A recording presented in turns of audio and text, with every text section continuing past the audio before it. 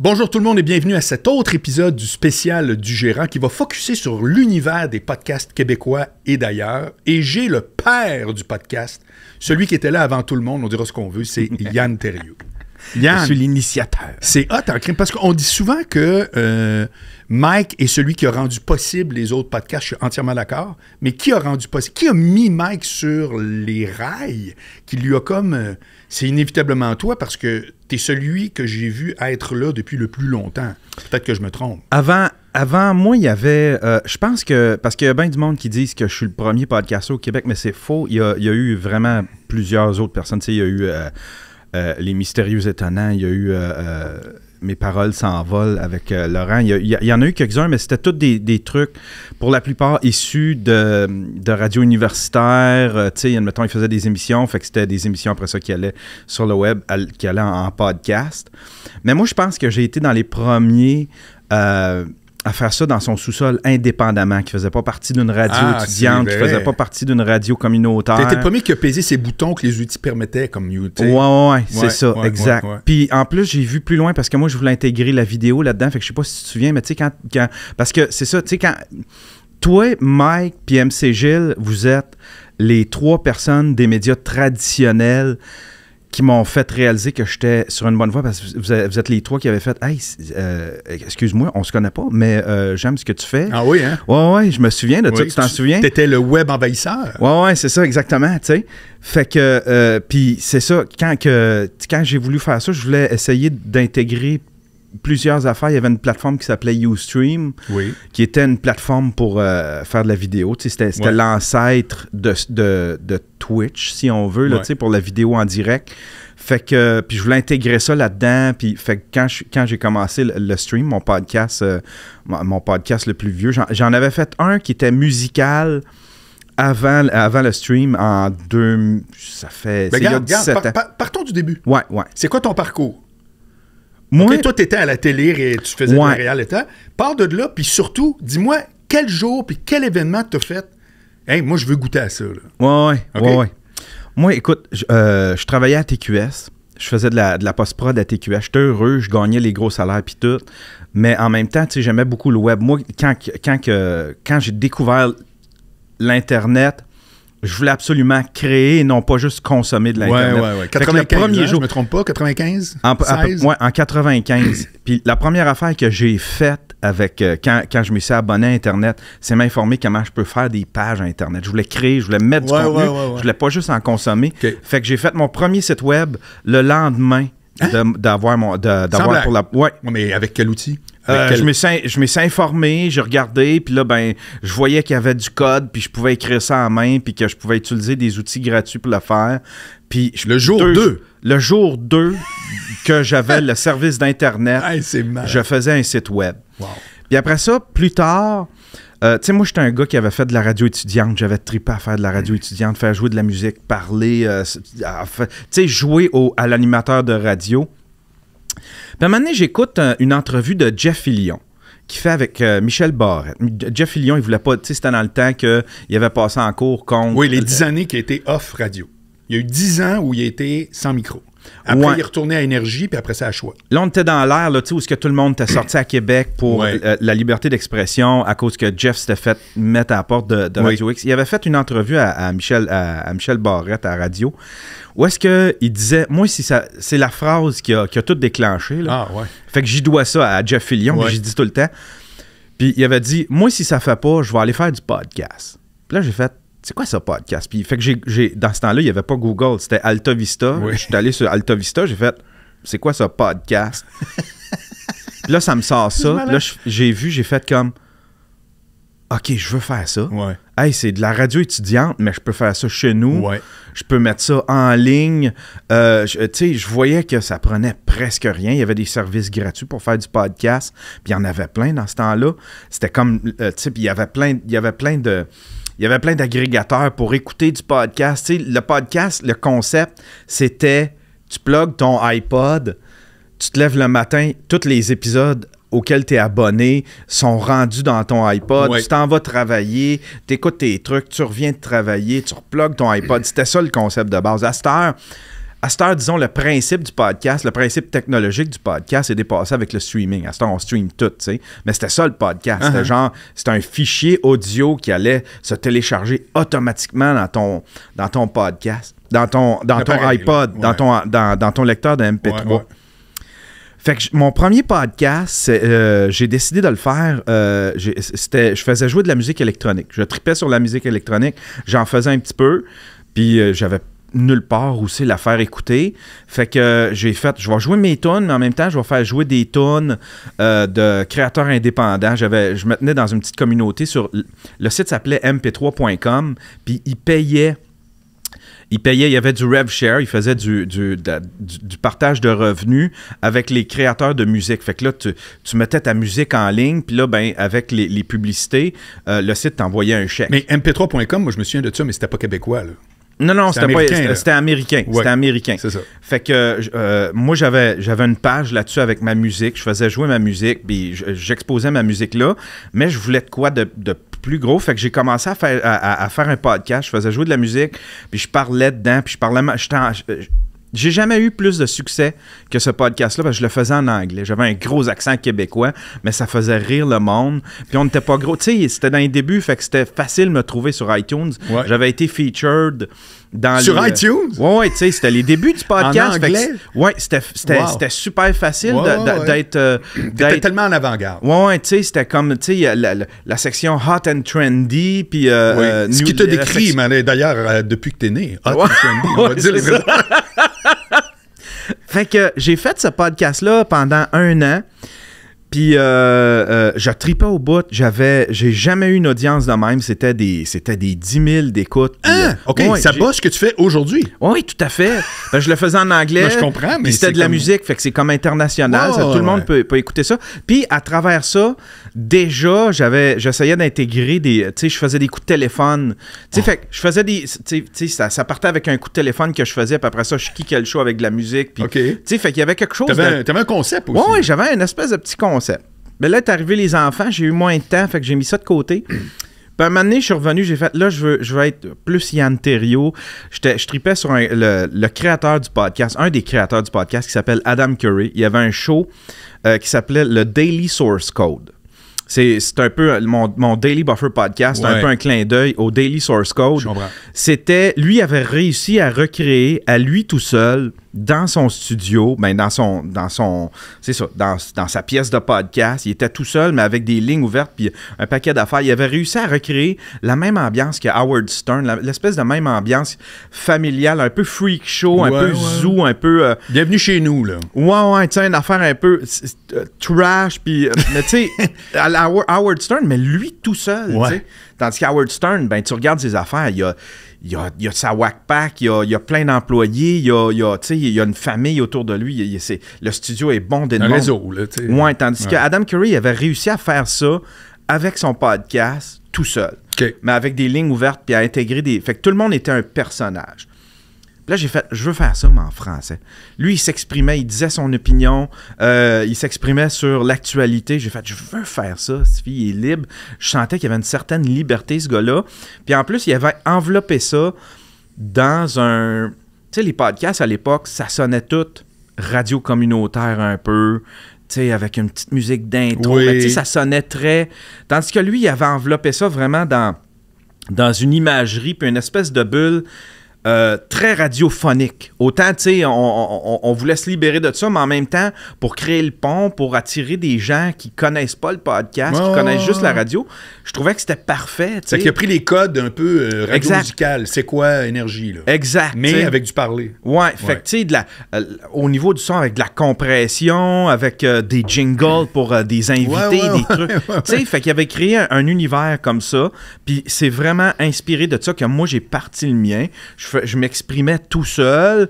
Puis à un moment donné, ben c'est ça. Il y a un gars comme toi qui m'a contacté. Je pense que tu as été le premier qui a fait comme hey, je regarde tes affaires. Puis c'est comme c'est donc bien cool ta patente. J'aimerais ça aller te voir. Puis là, ben j'ai commencé à intégrer des entrevues à travers ça. Puis tu sais, fait que ça c'était le stream. Il s'est transformé. Il y a eu 1000 versions du stream. Là, mais au début, c'était une toune, c'était un vidéoclip, je faisais jouer un vidéoclip comme intro, ou bien une toune, puis après ça, je parlais pendant 20 minutes, je mettais une toune de fin, une vieille toune des années 80, puis je fermais le show. Mais tu l'as fait combien d'années? Parce que moi, je me souviens même de la fois où je suis allé te voir chez vous à Brossard, dans le sous-sol. Ouais. Où est-ce que ça commençait tout le temps comme ça? Je me souviens, là, t'étais online. Ouais. Là, tu faisais jouer une petite toune, on te voyait sur la toune en train de jammer dans toi-même. Puis là, après, t'arrivais, puis t'avais un sujet. Après ça, t'avais une couple de personnages récurrents. Ben, comme encore aujourd'hui, mais je me souviens de ton setup de stream. Ouais. Je m'en souviens de ça. Ouais. Ah oui. Puis ça fait... combien d'années tu l'as fait? Là, ça fait... Ben, c'est en 2010, fait que ça fait 13 ans. C'est que t'as jamais arrêté. C'est juste que ton format a évolué. Parce que là, t'es rendu avec un studio, t'as le plus beau studio de podcast ever. Ah, moi, je dans ton studio, c'est malade. Ouais. Je trippe bien raide. Ça fait 13 ans. Non, j'ai jamais arrêté. Autant, il y a des projets qui m'ont éloigné du podcast. Le Default Fallback, c'est tout le temps mon podcast. C'est quoi ça, le Default Fallback? Le Default Fallback, c'est quand un projet est terminé ou quand je suis tanné d'une affaire, je reviens vers le podcast. Je me tanne jamais du podcast. Ah! C'est ma base, c'est ma fondation. Okay. Fait que pendant un bout, je faisais du dessin animé avec Jean-Claude. Fait que je passais beaucoup de temps là-dessus, je faisais moins de podcasts. Puis là, un moment donné, quand ça a été terminé, je suis revenu vers mon podcast. Okay. J'en faisais tout le temps un épisode au moins par mois, par 2 mois peut-être. Mais sinon, après ça, je revenais et j'en faisais des fois à tous les jours. Là, fait que ouais, ça a été... puis j'ai pas arrêté depuis. Le stream est resté le stream. J'ai commencé un autre podcast qui s'appelle le Daily Buffer Podcast. Lui, le Daily Buffer Podcast, c'était juste des 5 minutes. Ah. Pas de musique, pas d'intro, pas de jingle, rien. C'était juste, je voulais quelque chose de moins habillé, juste que pour faire comme toi, ce que tu faisais avec ton podcast sur Patreon. Quelque chose que je peux exprimer... Tu veux dire Angle mort? Ouais. Ouais, ben que je fais encore. Que tu fais encore. Tous les jours, c'est monter. Écoute, des fois, le monde m'appelle pour me dire « Hey, c'est quoi ton setup pour Angle mort? J'écoute ça, j'aime ça. » Je te le répète, mon iPhone. Ouais.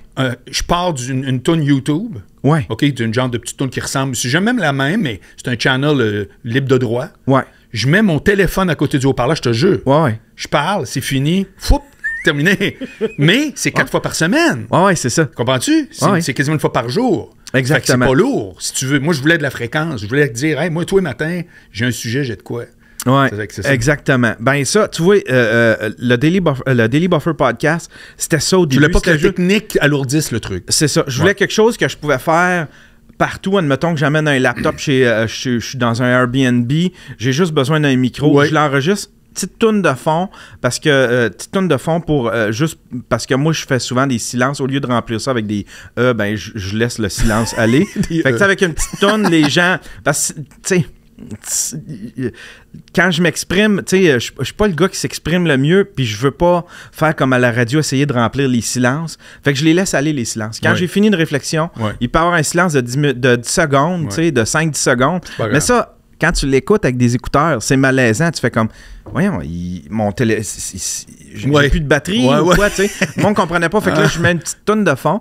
Mais c'était ça au début, le Daily Buffer Podcast. Puis là, ben, ça s'est alourdi avec le temps. Puis c'est devenu le show le plus habillé de la gang. Là. Tu sais, là, j'ai encore mon stream. Le stream, il est encore là. Je pars une musique. Je parle tout seul. Puis je ferme ça je close ça avec une musique. Mais le Daily Buffer Podcast, c'est devenu ce que je voulais faire. Tu sais, ce que je voulais faire en m'inspirant d'Howard Stern puis d'Adam Curry, créer une espèce de monde. C'est comme un univers un peu cartoon. Là, pourquoi tu penses que entre ce que tu as vu il y a très longtemps, ouais, ce que tu fais depuis pas si longtemps, qui est exactement ça, qu'est-ce qui fait que ça a pris ce temps-là? Je ne sais pas. J'ai aucune idée.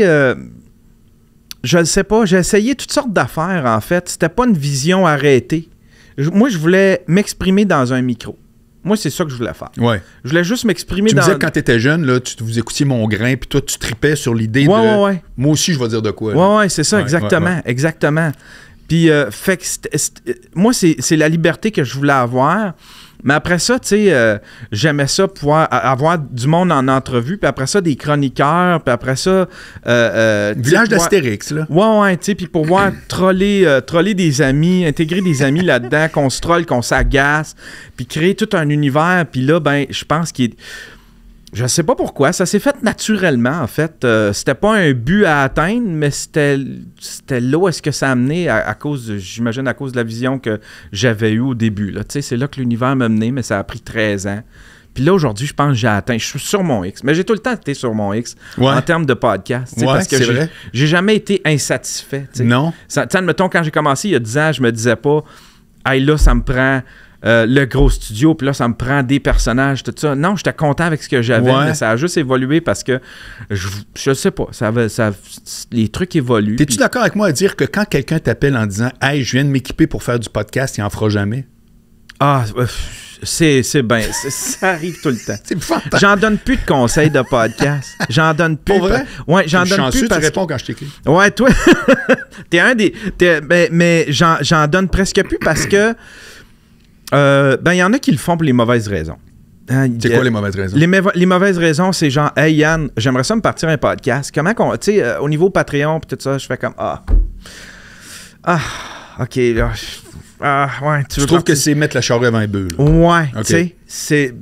Puis moi, je suis un gars de technique, tu sais, fait que le Patreon, je suis content parce que j'ai un bon Patreon, là, j'ai tout le temps autour de 550 membres Patreon, mais c'est pas je le fais pas pour le Patreon, tu sais, moi, je le fais pour la communication, fait que, tu sais, quand on m'arrive et qu'on veut tout de suite faire de l'argent avec ça, je fais comme... Ben, moi, ça m'a pris quand même un bon 8-9 ans. Ouais. Commencer à pouvoir faire de la musique, je peux pas t'aider là-dessus. Je trouve, puis habituellement, c'est le monde qui t'offre le moins longtemps en podcast. Ils font 2 épisodes, puis après ça fade out. Tu achètes tout le gros équipement, puis ça fade out. T'sais. Fait que j'aime bien mieux aider quelqu'un qui triple là-dessus. Admettons, c'est pour ça que le monde, il pense, j'ai je fais du mentorat, si on veut. Pas du mentorat, mais... Tu sais, je suis un petit gars qui s'appelle Léo Labonté. Ben oui. Léo, tu sais. Oui. Léo, c'est un gars. T'en as fait un personnage de tout ton... Oui, je l'ai intégré dans mes affaires, mais en même temps, on s'agace, puis je le bave, puis je le fais passer pour une petite vidange, mais en même temps, c'est un narcisse. Une petite vidange. Une petite vidange. Mais c'est un jeune qui veut tellement. Puis ça, là, je me reconnais là-dedans parce que lui, ce qu'il aime, c'est l'art de la création, tu sais. Il focus pas sur l'argent en tant que tel. Lui, il veut faire du bon contenu avec des belles images. Il cherche encore, tu sais, il est comme dans sa crise d'adolescence en termes de contenu, en termes de contenu sur Internet. Il voudrait créer du contenu, il voudrait faire de quoi, puis il voudrait pouvoir en vivre. Évidemment, ça serait le but de tout le monde. Ouais. Fait que j'aime bien mieux suivre quelqu'un de même, puis l'assister, puis le guider quand il a besoin d'aide, que quelqu'un, admettons, que je le sais qu'il le fait pour les mauvaises raisons, pour l'argent, admettons, tu sais. Ça, puis en plus, ça, pendant la pandémie, il y en a eu beaucoup, là, tu sais, du monde qui ont comme clutché que, Mike, il peut continuer ses affaires, puis moi, toutes mes affaires sont arrêtées à cause de la pandémie. Oui. Colin, je pense que je vais me partir ça, un podcast. Puis là, il y a eu une panoplie de podcasts qui se sont partis pendant la pandémie, mais tu sais, il en est resté... Il en est pas resté beaucoup. Du moins, ils n'ont pas tous survécu après la pandémie parce que les gens le faisaient pour une mauvaise raison. Ils pensaient pouvoir faire comme Mike puis pouvoir continuer d'en vivre malgré la pandémie. Là, ce qui est, à mon sens, faut t'aimer communiquer. Si tu fais ça, faut t'aimer communiquer puis faut que tu tripes là-dessus. T'sais. On joue à être des animateurs de radio puis des animateurs de télé. À cette heure, on a cette possibilité-là. Ouais. Avant, là, ça prenait un producteur. Il fallait que quelqu'un te donne la permission. Ben oui, c'est ça. Ouais. Puis que là, il t'intègre, puis t'étais pas boss de rien, puis tu sais, puis...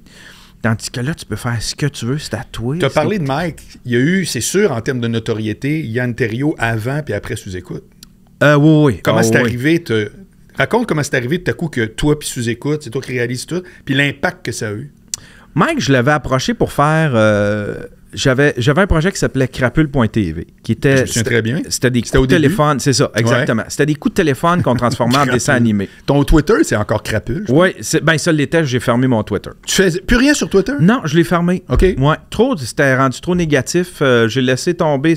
J'avais 25 000... C'était mon réseau social le plus développé. Peuplé, le plus peuplé. Puis j'étais tanné, c'était juste du beef, c'était juste du négatif, je l'ai laissé aller. OK. Mais Mike, je l'avais approché parce que je voulais que Crapule.tv, je voulais que ce soit plusieurs humoristes qui font des coups de téléphone. Fait que je voulais approcher Mike, Dom Pocket, tu sais, du monde de l'univers un peu de Mike avec son gros show, tout ça. Je savais qu'il faisait des coups de téléphone. Puis dans ce temps-là, j'avais approché une agente qui s'appelle Renée Cloutier. Tu la connais bien? Ben oui, la sœur à Martin. La sœur à Martin Cloutier. Puis elle a dit, je vais t'aider. Je l'avais approché pour un contrat. Un contrat parce que j'essayais de vendre ça à une station de télé.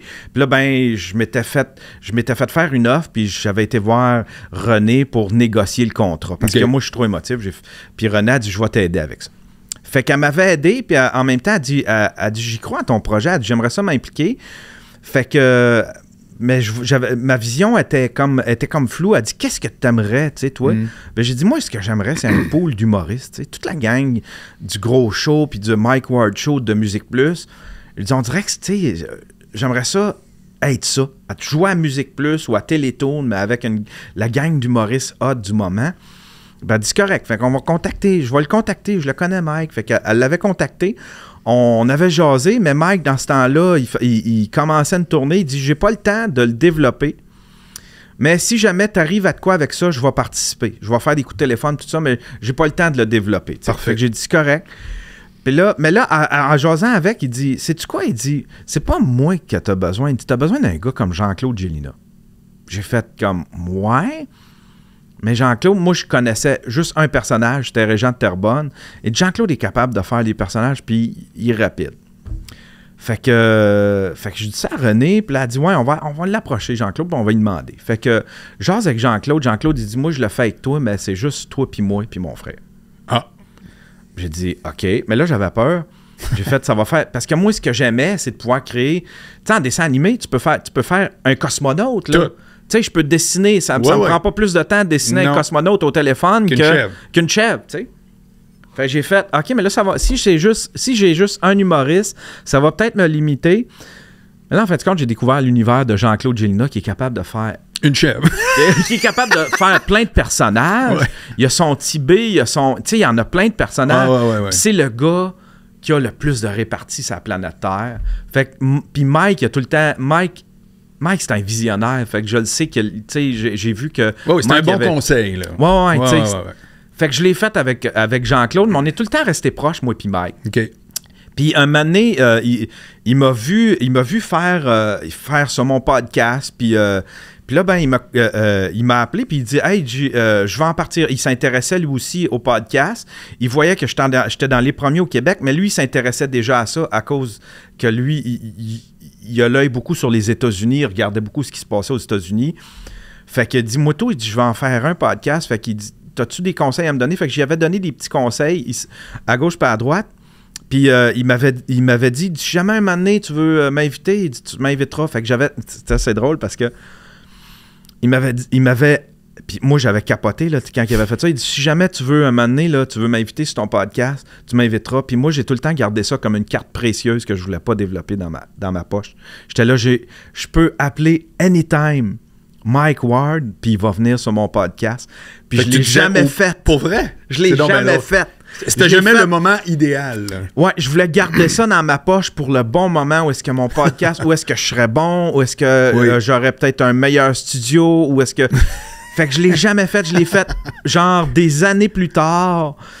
Je l'ai invité, puis j'étais dans mon petit appartement, mais sinon, c'était une carte que je gardais comme une carte de collection, tu sais, que tu développes pas. T'as un billet de loterie gagnant, mais tu vas pas le changer au dépanneur. Exactement. Fait que c'est de même que je suis devenu ami avec Mike. Puis j'étais réputé pour ça, pour le podcast. Je connaissais ça, tu sais. Puis en même temps, ben, j'avais des connaissances en télé à cause que j'avais fait de la télé. Moi, c'est plutôt en post-production. Mais quand même, j'avais fait de la caméra à Rouen. J'avais fait de la caméra de nouvelles, puis tout. Fait que quand il a voulu faire le reboot de son podcast... Qu'est-ce que tu veux dire par un reboot? Ben, c'est parce que, tu sais, la première version, tu t'en souviens, c'était par Skype. Oui, après ça, il y avait une caméra dans le milieu. Une caméra dans le milieu, puis c'était une table ronde. Ouais. Ça, je n'étais pas impliqué là-dedans pantoute. Il m'avait posé quelques questions, mais c'est lui-même qui l'avait parti. C'est lui-même qui s'était occupé de la technologie. Mike est incroyablement geek. Là. Mike, il codait lui-même sa page web. Oui. Mike codait lui-même oui, je me souviens très son bien. site web. MikeWard.ca à testostérone. Ouais. C'était lui qui le faisait, le site. Ah ouais? Il gérait total. Ah, c'est un geek. Ouais. Mike, c'était le site web le plus visité au Canada. Ouais. Il dépassait Céline Dion pendant un bout. Ouais. C'était fou, là. Tu sais? Puis ça, les gens, ils savent pas ça de Mike, mais il codait du HTML, cette fille. Fait que Mike, il a fait la première version tout seul. La deuxième version, là, il voulait un réalisateur, puis il voulait le faire devant le public, à son bordel, puis tout. Puis là, ben, il avait fait appel à moi.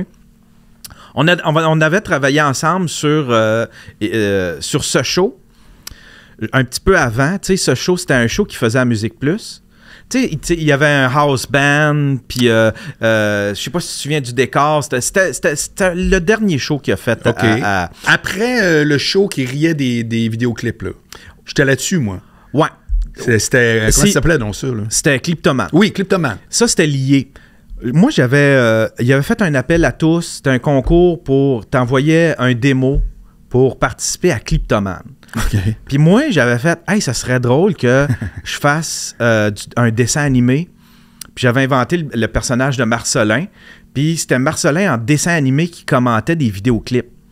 Là, j'ai fait, ça serait... Un genre de Max Headroom? C'est exactement ça. Ouais. Je voulais faire... Fait que j'avais envoyé ça comme démo. Puis après ça, j'étais allé voir Mike en show au Yuck Yuck, tu sais, l'ancien forum, là, c'est pas le Yuck Yuck. C'est Comedy Nest. Le Comedy Nest. J'étais allé voir Mike au Comedy Nest, puis il me dit, hey, il dit, veux-tu venir souper avec moi puis Michel? Après, on s'en va manger une petite croûte. Il dit, je veux te jaser de quelque chose.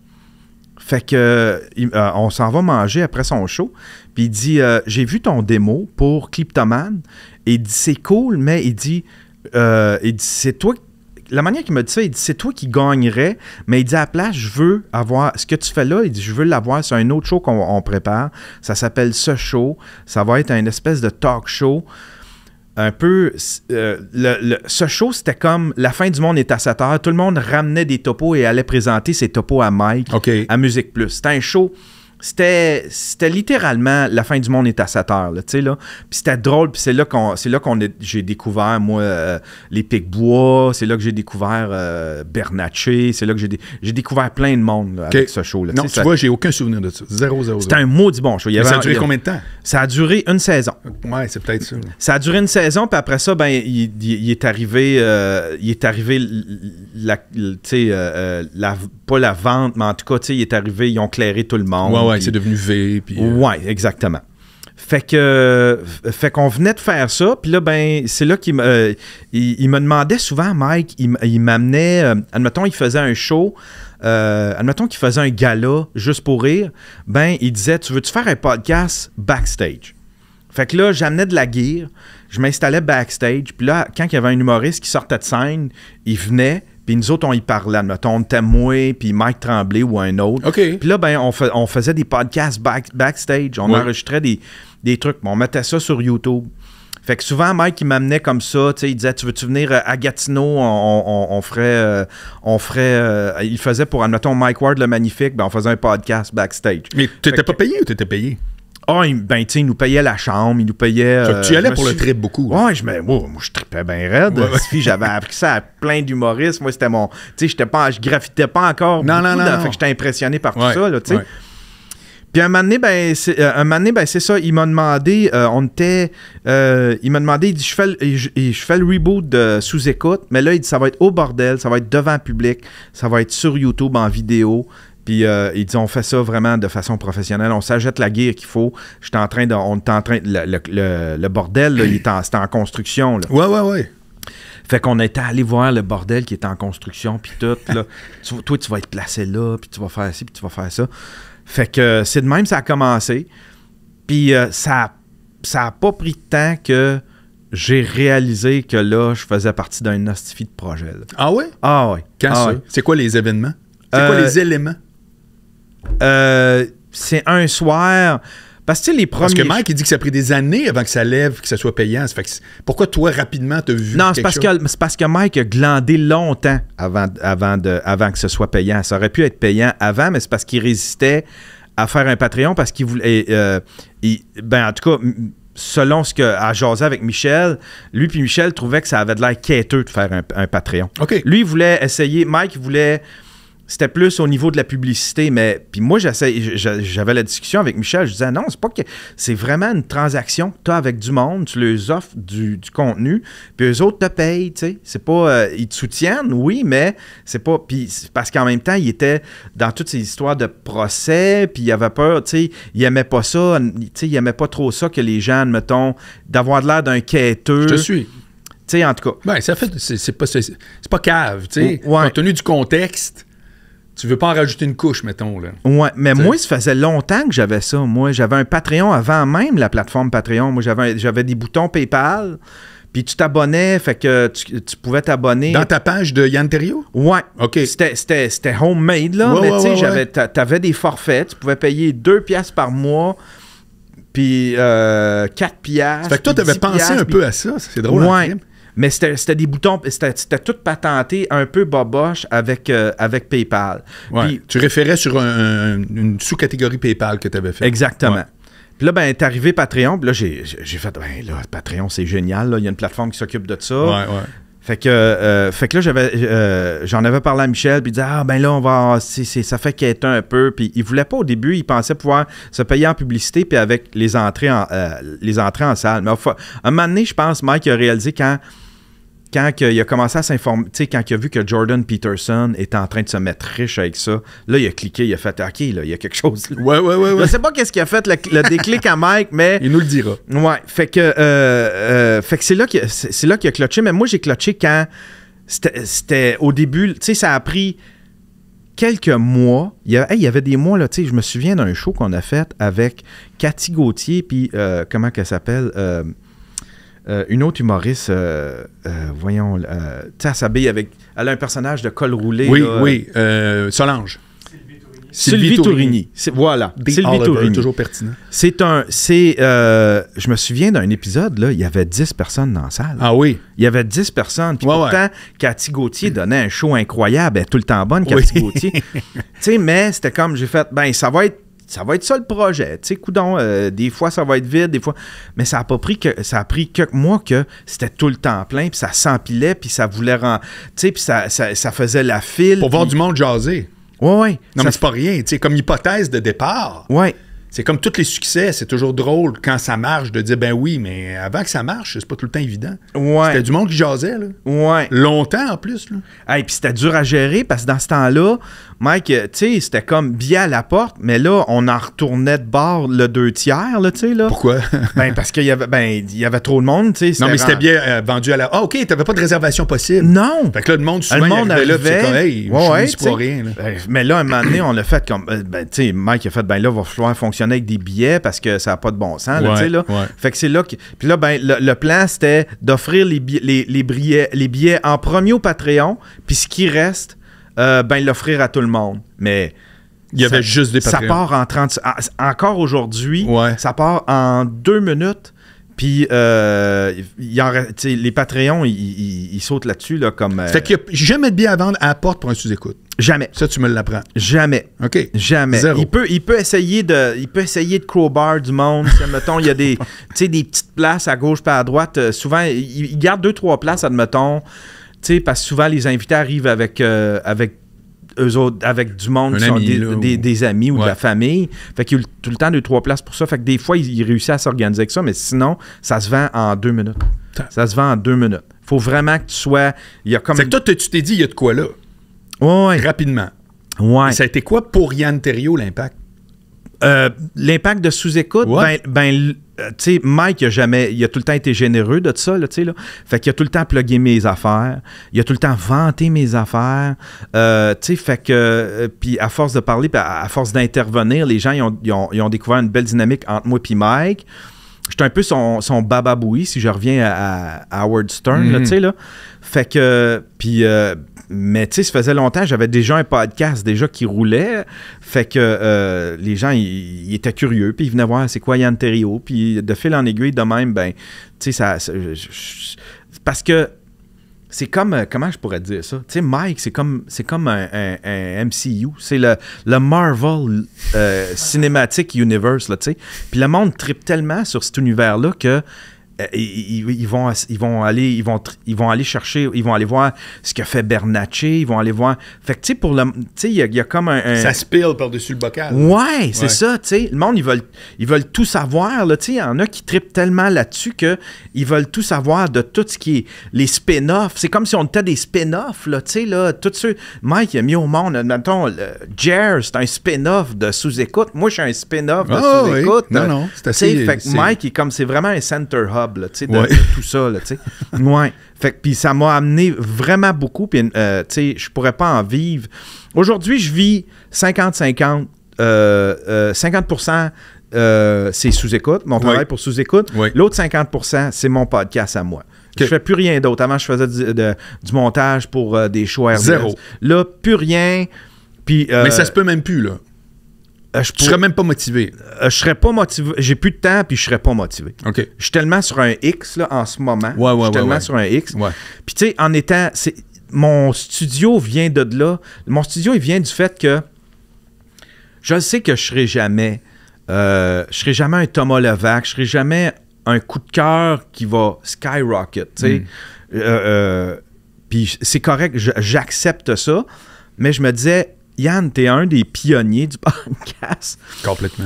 Tu sais, garde-toi, puis fais-toi un studio de podcast. Tu sais, c'est pas une pièce que tu utilises pour ton podcast. C'est une pièce pour ton podcast. Ouais, un studio. Ouais. Tu sais, c'est comme... sert à ça, là. Ouais, tu sais, admettons, là, je le sais pas, tu sais, t'es un ancien joueur du Canadien, puis t'as une pièce pour tes trophées, puis tes memorabilia. Tu sais, ouais. Ton trip de joueur de hockey. Ouais, c'est ça. Une pièce qui te représente, ben moi, c'est le studio qui me représente. Je voulais pas une pièce que le jour, c'est pour travailler, pour faire de l'administration, puis bien pour dormir, puis que le soir, j'en fais un studio de podcast. C'est une maison achetée puis faite pour ça, tu sais. puis pas pour me vanter ou pas, mais c'est vraiment parce que c'est dans l'environnement dans lequel j'ai le goût de travailler. J'aime ça que ça look. J'aime ça que ça ait de l'air d'un talk show. J'aime ça. C'est exactement ça. Ouais, c'est ça. Puis ça pousse-tu encore? Est-ce que tu es stable actuellement? Parce que moi-même avec Angle Mort, je pense que ce podcast-là a un vrai potentiel parce que vidéo, parce que conversation. Angle Mort, c'est un gars tout seul audio, mais j'ai des plateaux, mais ça monte tout le temps. Mais je pense que ça monte, entre autres, parce que le podcast en général monte tout le temps. Toi, si tu la même chose, mettons pendant un bout de temps, tu as des plateaux, mais il y aurait quand même tout le temps une montée d'année en année. Ouais. Okay. C'est rien, tu sais, c'est pas skyrocket, là, tu sais. Non, c'est pas fulgurant. Je nommais Thomas. Thomas, il part n'importe quel podcast aujourd'hui, puis ça va skyrocket. Ça va. Moi, c'est pas un plateau, mais c'est une courbe très, très lente qui est juste correcte pour moi. Je comprends. Qui est juste correcte pour moi parce qu'on dirait que ça fait 13 ans, puis on dirait que j'ai pas encore atteint mon full potentiel. Je sais pas. C'est comme. Moi, le succès, admettons, je le vois comme une photographie, tu sais. Puis là, c'est comme si j'ai pas fini de m'habiller. Fait qu'avant de prendre ta photo, avant d'avoir le succès que je veux, admettons, là, je veux être bien habillé, je veux être capable de m'exprimer comme il faut, je veux que ce soit le fun, je veux avoir trouvé mon angle, puis on dirait que ça, c'est tout le temps en mouvement, tu sais. Fait que c'est pour ça que j'apprécie la courbe lente parce que j'ai peur d'un succès trop vite, tu sais. Puis parce que après ça, faut que tu fournisses ça. Des fois, le succès, il te précède, puis là, t'es pris pour suivre le succès. Je sais pas si tu comprends. Absolument. Fait que ça se peut que tu fournisses pas, ça se peut que tu te succès-là. C'est quoi l'autre étape que tu dis que t'es content de pas avoir livré là? Ben ça, je le sais pas. J'ai aucune idée. Mais tu dis qu'il y a une autre étape plus haute que celle-là, mais c'est pas clair. Puis je ne sais pas encore c'est quoi. OK. Je ne sais pas encore c'est quoi. C'est pas juste parce que tu choques. Non. OK. Non, je choque sur rien. Je fais ce que je fais exactement. La vraie raison, Marc, c'est que pour moi, les chiffres, c'est tellement pas important. Moi, je suis capable d'en vivre. C'est la seule affaire. C'est comme c'est réglé, là. C'est au bout de réglé. Tu sais, si admettons, sont 10, mais à me faire vivre, Ouais. Si, admettons, j'avais juste 10 personnes qui m'écoutent ou qui me regardent, puis qui me font vivre, c'est réglé. moi, c'est réglé. Oui. Moi, tout ce que j'ai besoin, c'est d'avoir un micro d'en face, parler, avoir des chums, jaser, faire des entrevues, avoir des invités, avoir des chroniques, déconner, agacer du monde, créer un univers, intégrer des gens là-dedans, faire un gros cartoon. C'est déjà là. C'est ça. Okay. Le reste, là... Mais c'est parce que je rebondis sur le fait que tu dis, on dirait que la photo... Je suis pas encore prêt pour la prendre. C'est que j'essaie de voir c'est quoi j'ai la l'impression, photo. Je le sais même pas. OK. Je le sais pas. Mais tu as le feeling qu'il y a une autre affaire, là, encore un peu. Là. Ouais. OK. Je le sais pas. J'ai pas atteint mon top. J'ai pas atteint mon top. Puis je sais bien, peut-être que c'est aujourd'hui mon top, puis que ça va redescendre de là. Puis je serai content, je vais l'avoir atteint. Tu sais, je vais avoir eu mon studio, je vais avoir créé l'univers que j'ai créé là. Mais je sens qu'il y a encore du potentiel, puis il y a quelque chose, il y a peut-être un concept, il y a quelque chose qui va arriver, qui va faire que ça va monter un petit grade encore. Comme tu dis. Qu'est-ce que tu vois du podcast en général au Québec? C'est quoi là, ta lecture aujourd'hui? Parce qu'il y en a plus, bon, tout ça, mais c'est quoi ta lecture en général? Va falloir que tu précises ta question. Tu veux dire, comment je Toi, vois... là, tu fais ça depuis super longtemps. Ouais. Puis, évidemment, Sous-Écoute a amené une... pléthore, prenons les grands mots, de nouveaux podcasts québécois, humour ou autre. Ouais. C'est quoi que tu vois ce marché-là, cette réalité-là? Est-ce qu'on est déjà plafonné? Est-ce que tu trouves qu'il y a du monde qui devrait y aller qui y vont pas? As-tu du monde qui sont là par rapport que tu penses... C'est quoi ta lecture du podcast en général au Québec? Ben, moi, je trouve que...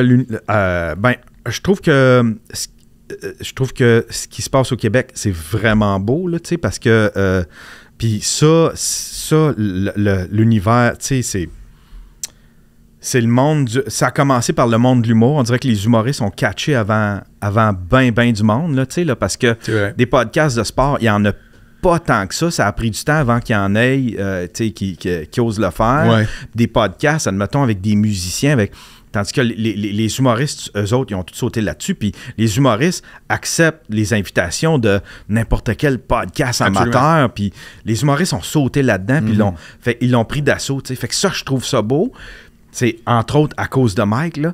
Mais ça, je trouve ça très beau. Il y a de la place pour tout le monde dans l'univers du podcast. Ça ne veut pas dire que tout le monde va en vivre, par exemple. Non, je comprends. Là. Mais il y a de la place pour tout le monde. Puis encore, il y a un gars, je pense que c'est Jay La Liberté ou Jay... Il y a un gars qui vient de lancer un podcast. C'est un podcast juste de personnages. Lui et les invités, c'est des personnages. Lui c'est l'animateur, puis il reçoit, admettons, les gens arrivent, mais en personnage. Fait que t'as Maxime qui arrive en Claude Cress, puis je fais comme, mais ouais, ça prenait ça. Ouais. Ça prenait ça. Tu sais, le monde a des bons podcasts. Tu sais, tout le monde saillit. Les gens, ils parlent de... Je fais comme, ben c'est ça que ça prend. Ça prend, tu sais... Puis sinon, ben, si tu veux faire, tu sais... Moi, j'ai résisté longtemps avant de recommencer à faire des entrevues. Je trouvais qu'il y en avait trop. Mais en fait, compte, j'aime tellement ça que j'ai recommencé à en faire. J'étais invité, puis tout ça. Ben, faites-en des entrevues, il n'y a pas meilleur moyen pour connaître du monde, pour se faire connaître, pour... tu sais, c'est trippant au bout. Je pense qu'on vit une belle ère. Je pense qu'on vit le...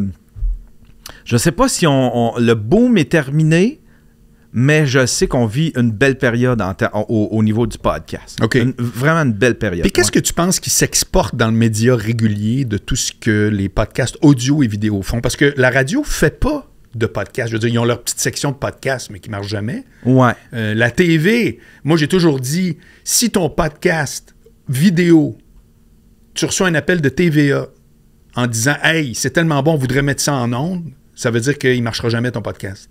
Ouais. Comprends-tu? Il y a comme un côté un peu tout croche que TVA n'est pas supposé pouvoir le mettre en ondes pour qu'il marche sur Internet. Ouais, un petit côté artisanal, peut-être. Tu sais, ou déglingué, puis qui fait que, là, nous autres, ça passerait moins. Mais ça veut dire que sur Internet, là, tu peux avoir du succès.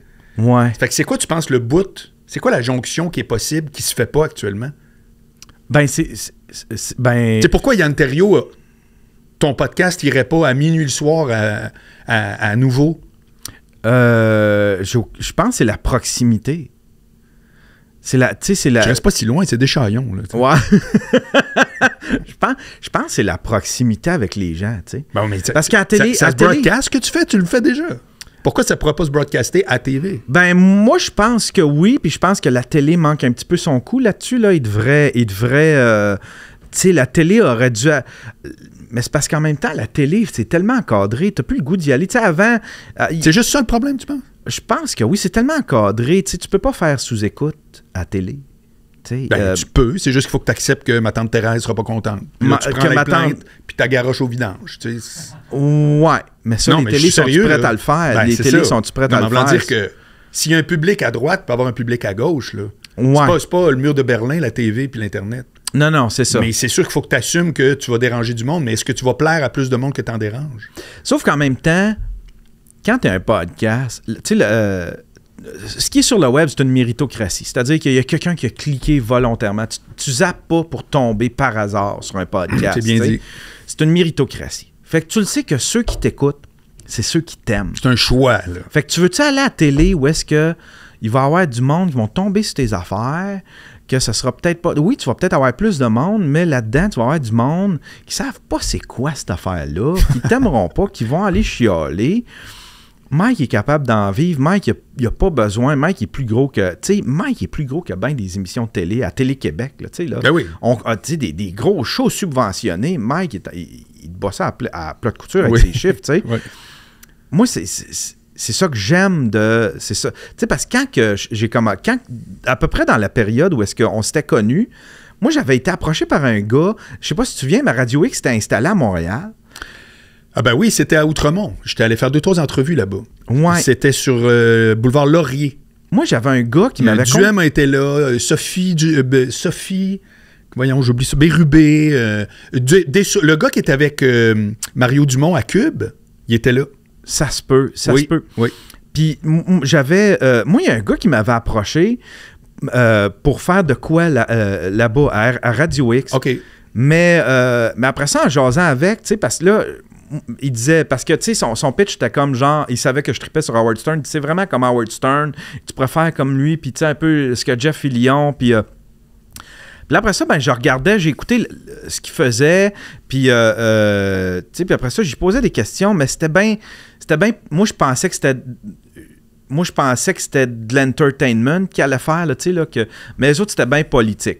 OK. Puis j'ai fait, je m'y connais pas assez en politique. Ouais, je suis pas calé. J'ai une opinion, mais une opinion comme n'importe quel mononcle. Non, je connais pas les dossiers. Je suis pas comme... tu sais, à Québec, les gars de Québec, tu sais, Filion, tout ça, ils connaissent les dossiers, sont impliqués là-dedans, ils en parlent avec cœur, tu sais. Moi, je suis un vieux chialeux, là. Tu sais, là, je suis pas...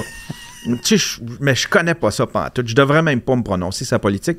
Fait que j'ai pas rapport là. Fait que j'avais comme décliné l'offre, là, tu sais. Okay. Mais c'est ça, tu sais. Tout ça pour... Tu parlais que à Radio X Montréal, on t'avait approché. Ouais, c'est ça. Tu trouvais que finalement, ouais. On te disait ça ressemble à ce que tu aimes faire, mais avec une curve, là, tu sais. Ouais. La curve, ça t'a pas branché. Puis là, avec l'orgueil, j'arrêtais pas de dire « Ouais, mais tu sais, moi, avec mon podcast, j'ai de la liberté. » Mais en même temps, je faisais comme... Il y avait un petit côté de moi qui faisait comme « Ouais, mais Caroline, ça aurait été à radio. Puis t'aurais pu tu sais, devenir peut-être connu, te faire un petit nom. » Puis... mais dans ma tête, je disais, ouais, mais ton podcast, t'as pleine liberté, tu peux sacrer, tu peux recevoir ton chum Dan, tu peux recevoir qui tu veux, tu peux... tu sais, c'est toi le producteur, tu peux décider que ça dure une demi-heure, une journée, puis tu peux décider que ça passe... Fait que, tu sais, je me faisais des accroires de même, mais en fin de compte, ces accroires-là, c'est vraiment ce que j'apprécie du podcast, puis c'est vraiment pourquoi que...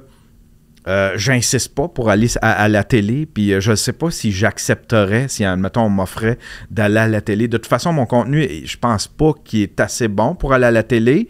Tu sais, c'est vraiment... Moi, je pars de tout petit. Fait que, tu sais, moi, tout le monde, chaque auditeur, si je peux les nommer, je les nomme. Oui. Tu sais, fait que c'est peut-être pas... C'est qui un fan de Yann Terriot? C'est qui te suit assidûment ou assidûment, mais aussi en général? Tu t'adresses à qui? C'est quoi le profil? Je pense que il y a bien du monde qui s'identifie à moi parce que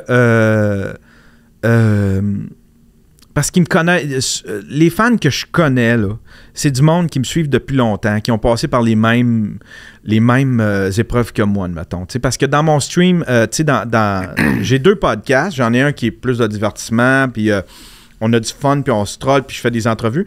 Mais dans l'autre, c'est quelque chose de bien personnel. où est-ce que je suis tout le temps tout seul, puis je parle de mes états d'âme, je parle des réflexions, puis je parle... fait que les gens, ils sont capables de... Tu sais, puis je le dis quand que je file pas, tu sais, je file pas aujourd'hui, je le dis, tu sais, il y a des gens qui ont vécu ma séparation, mes break-up, ils savent tout de ma vie. Ouais. Fait que... C'est un journal en même temps. Ouais, c'est ça, exactement. Puis il y a du monde qui ont passé par les mêmes épreuves que moi, qui ont passé par qui ont grandi avec moi, tu sais, fait que ils m'ont vu avoir une maison, tout perdre, me séparer, me rebâtir, passer à travers une dépression, des break-up, toute la patente. Fait que ça, je pense que j'ai bien du monde de cette ère-là qui sont restés avec moi. Le reste, c'est comme je te dis, c'est des gens de sous-écoute qui regardent tout ce qui gravite autour de sous-écoute, qui regardent Jer, les Picbois, Thomas Levac, puis Yann Terriot, tout ce qui gravite autour de... Les Denis. Ouais, c'est ça. Fait que ça, je pense que j'en ai beaucoup. Mais je ne sais pas, le profil type, ce serait quoi? Ce serait... Moi, dans ma tête, je les vois tous comme... L'ouvrier bien normal, le gars qui travaille... Gars ou fille?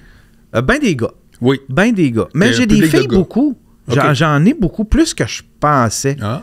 Plus que je pensais. Mais quand tu regardes ton analytique de YouTube, tu regardes tout ça, des fois, c'est qui? T'es-tu ben gars? Moi, c'est-tu 60-40? Je pense que je pense que c'est à peu près ça, 60-40. Tu vois, comme ça, ici, je pense que ça va être très, très gars.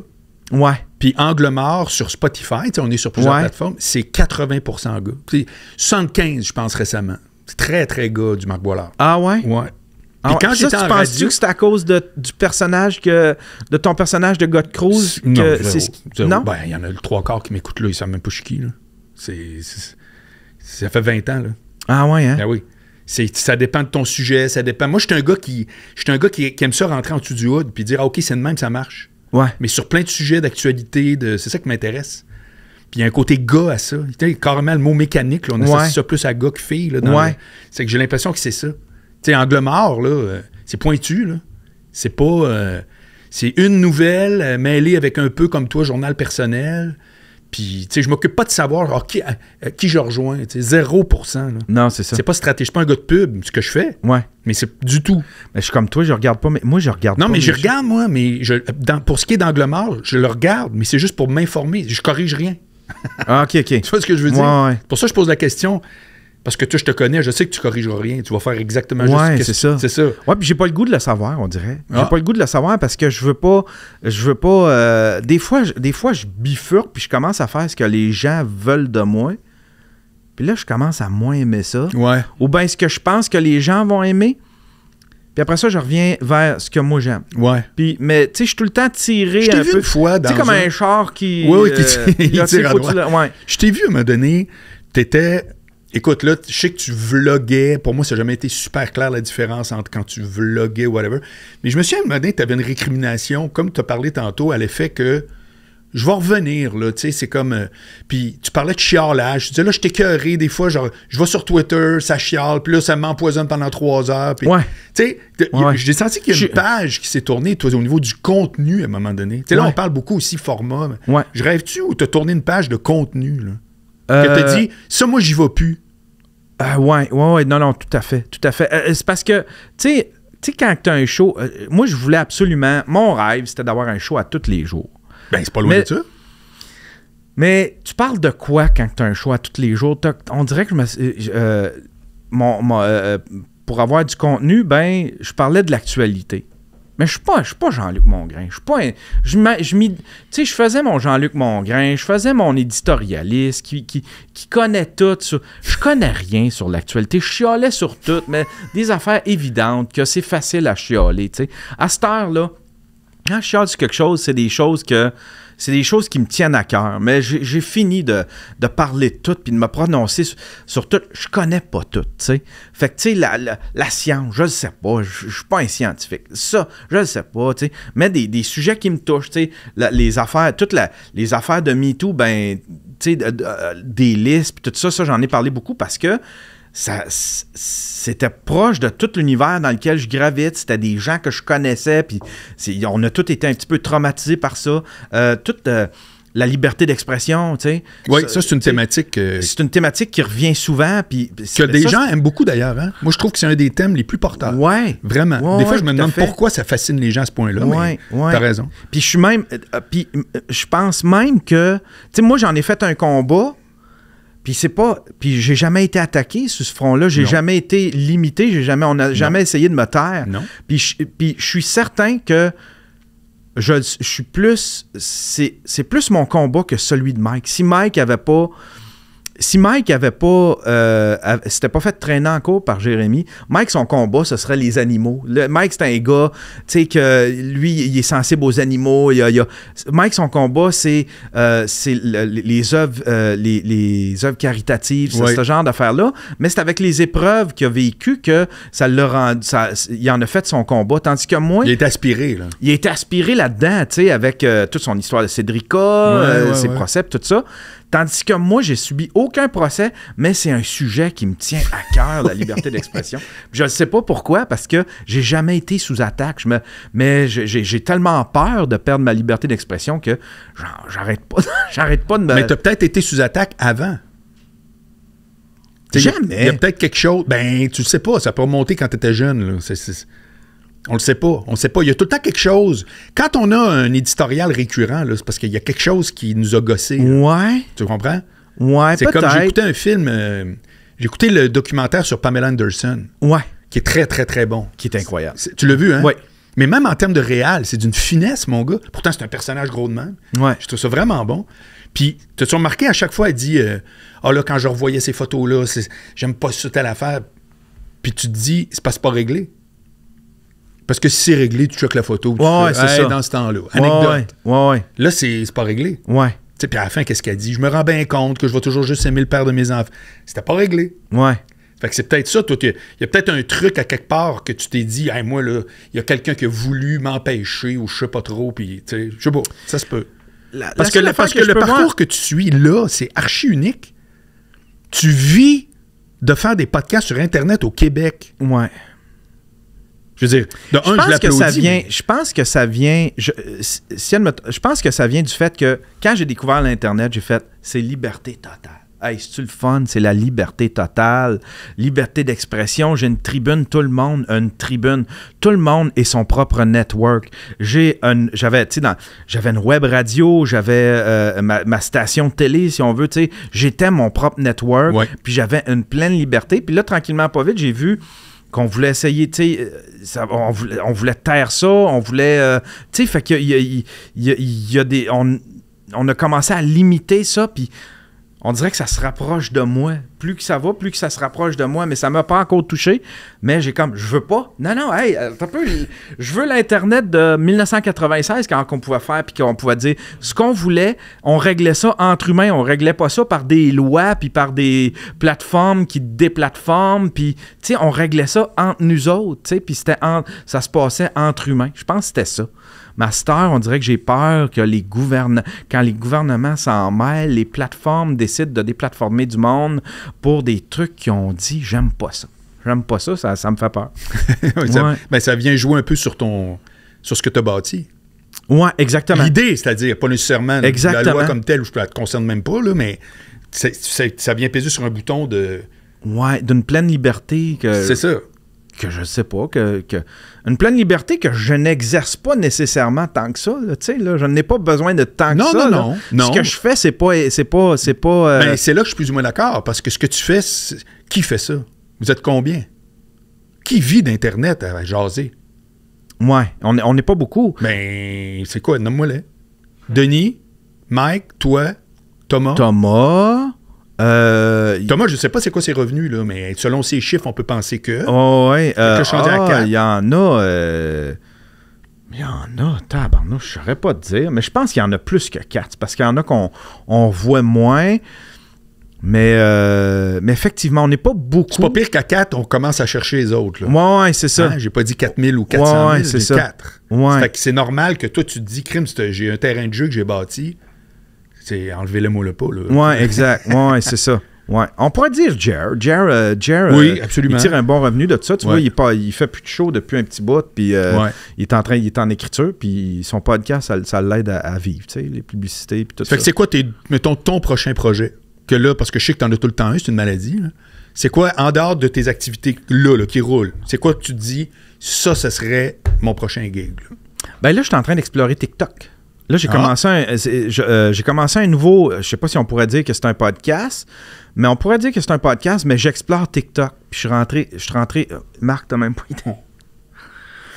Il y a le dark web. Oui. TikTok, la communauté TikTok, c'est l'affaire la plus toxique et la plus trash que tu auras jamais vue. Écoute, j'ai ouvert un compte, OK? Je te fais une parenthèse. Je suis allé voir juste pour dire un compte. On me dit que c'est la place qui... Tu sais, exemple, si je faisais ce podcast-là avec de la promo, genre, ça va t'amener... Mais tout le monde me dit ça aussi. Ceux qui connaissent ça, puis ça ne m'intéresse, mais zéro, là. Zéro, là. Ben moi, là, je suis comme... Il y a comme une espèce de truc bizarre de marécage que ça me tente pas de mettre l'orteil. C'est trash, mon gars. Puis moi, là, je suis comme une mouche qui s'en va, tu sais, vers la lumière qui les tue, là, tu sais, le bzzz, oui. Là. Moi, je suis drette comme ça. Là, j'ai commencé un show qui s'appelle le TikTok Show. OK? Je fais ça sur TikTok. Puis là, ben, je parle avec les gens de la communauté TikTok. Puis ça, c'est du monde qui se pogne la soirée. Les lives TikTok, la nuit, là, c'est l'affaire la plus trash. Ça se traite de pédophile. Ça envoie la police un sur l'autre. Je te jure, il n'y a pas... C'est un micro-cas. C'est une micro-société. C'est trash, t'as même pas idée. C'est que toi, t'es en plein laboratoire, là. Je suis en plein... T'as pas un vrai intérêt là-dedans, je peux pas croire, là. À force de suivre ces gens-là, je finis par les aimer, puis je finis par être attaché à ce monde-là, parce que je le vois comme une espèce de grand... Comme un gros... C'est du Howard Stern. C'est littéralement... Pas sûr qu'il aimerait ça entendre. Non, mais c'est... Tu sais, ça bive, ça se crie après, mais en même temps... Donne-moi un exemple de personnage, là. Ça serait dur. Il y en a une qui s'appelle Mafia, il y en a une qui s'appelle Dolce Vita, mettons. C'est une madame d'un certain âge. Elle envoie chier tout le monde se pogne après avec. Puis là, ben, elle twist des affaires, tu sais, elle interprète des affaires. Puis là, c'est comme, c'est un pédo, puis tout le monde est un pédophile, tout le monde est un batteur de femmes, tout le monde est... Fait que ces mots-là, là, tu peux les dire sur TikTok, ça veut plus rien dire pendant tout. OK. Mais il y a quelque chose de... Il y a des teams. Fait que là, t'as la team Cartel, t'as la team Motogod, t'as la team... Fait que là, il y a vraiment des factions, puis ce monde-là, ils saillissent. Puis là, ben, si tu changes de team, tu vas te faire... Puis ça, tout ça se passe la nuit. Puis, la nuit? Oui, puis je te jure, ça commence à 7 h le soir, ça finit à 7 h le lendemain. Quand je dis la nuit, ça n'arrête pas à 3 h du matin, là, en même temps que la fermeture des bars. Non. Tu rouvres ça le matin à 7 h, 8 h, puis c'est encore là. Wow. Puis là, ça va dormir, puis là, ça vers midi, là, puis là, d'un coup, ça repart là, à 7 h le soir.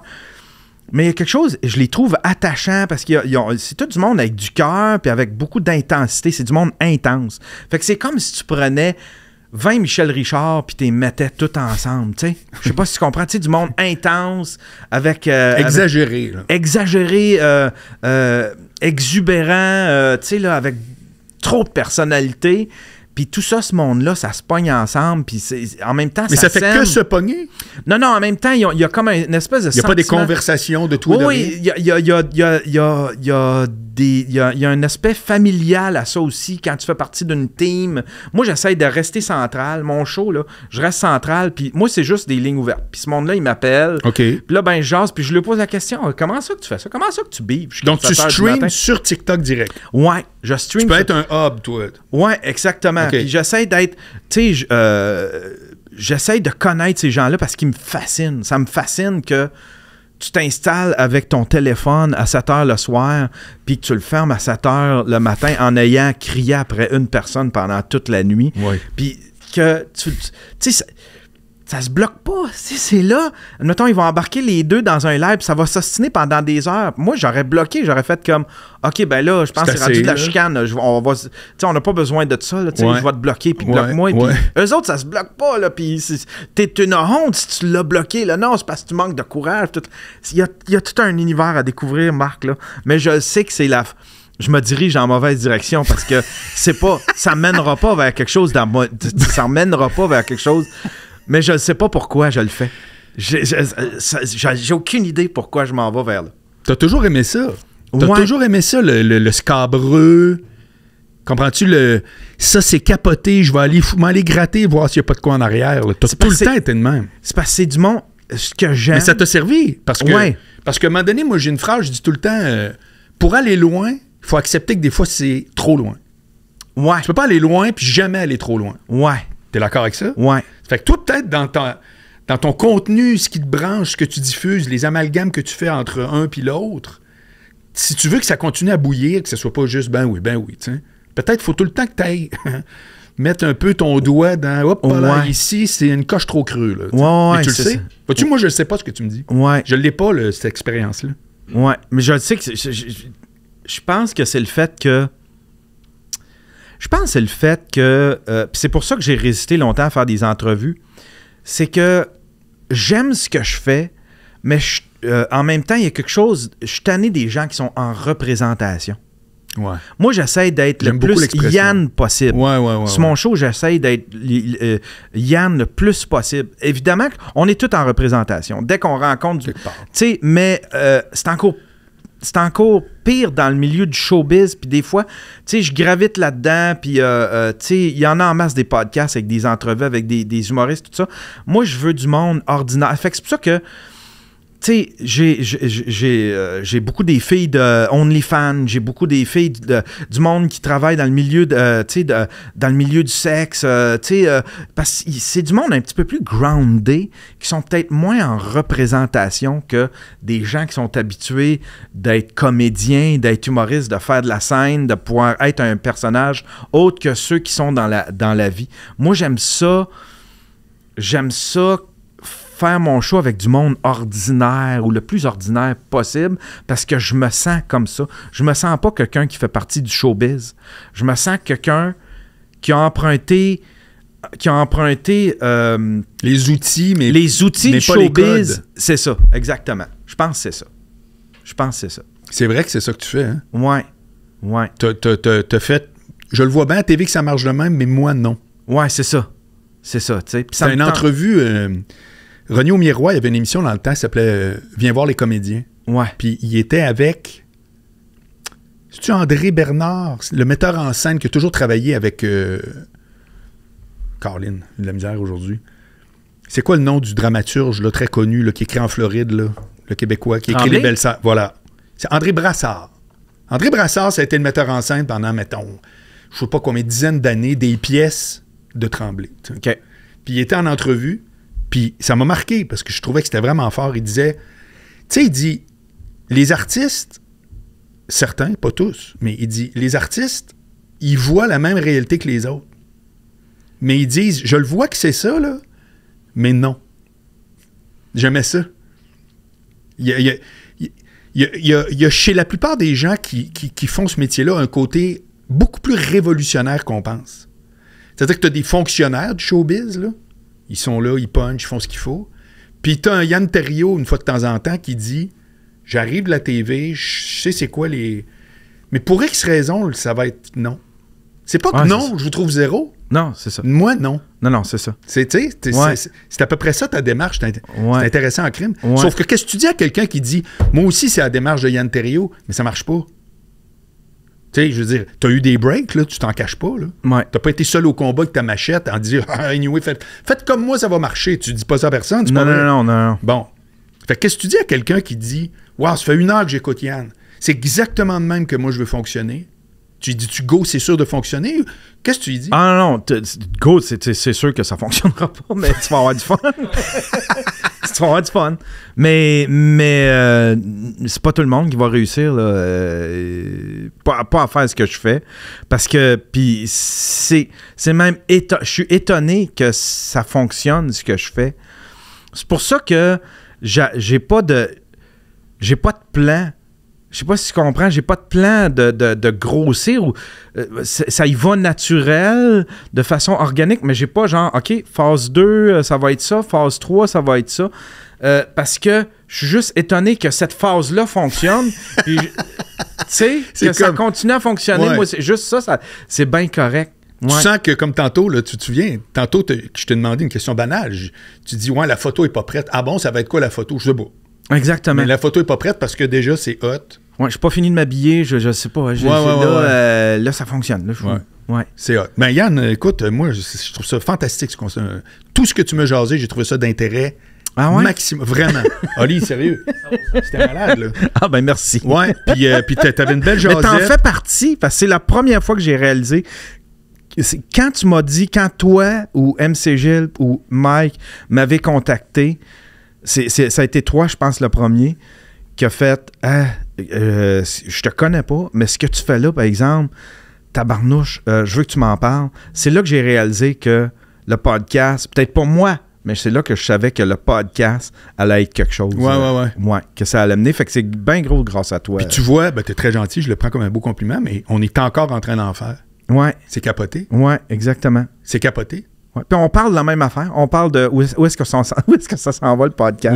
Qu'est-ce qu'on fait avec ça? Ouais. Puis la réponse, on verra. Ouais. Je pense qu'on ne l'aura jamais. Merci Yann. Hey, merci à toi. Génial. Merci à tout le monde. Puis on se revoit dès la semaine prochaine pour un autre épisode. Ciao.